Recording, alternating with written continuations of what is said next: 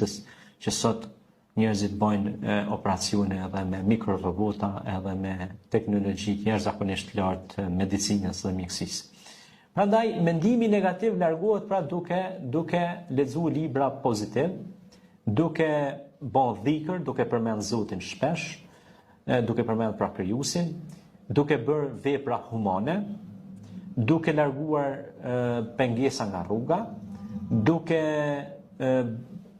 bërë gjëra që janë inovative, pra që inkurajojnë për me bërë zbulime shkencore, edhe duke lexuar librat më të ri që dalin për shembull, edhe duke mos e lënë trurin me undryshk.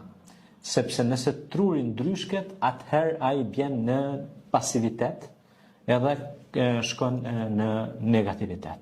Zakonisht sot në shoqërinë tonë shumica e njerëzve që kanë mendime negative janë njerëz që pra e kanë lënë zanotin me njën, e kanë lënë leximin me njën, e kanë lënë ibadetin me njën, e kanë lënë vizitën familjarëve tyre me njën. Pastaj çka e largon negativitetin është mosbartja e fjalëve, dibeti, përgojimi. Pejgamberi sallallahu alajhi wasallam ka thënë lan tadkhulul janna an-namam, s'ka me hyrë në xhenet ai që bën fjalë. Se ai që bën fjalë pastaj formon armiq edhe krijon ndasi edhe ndarje edhe përçorje mes njerëzve. Kjo nuk është ves i mirë, kjo është ves shumë i shëmtuar.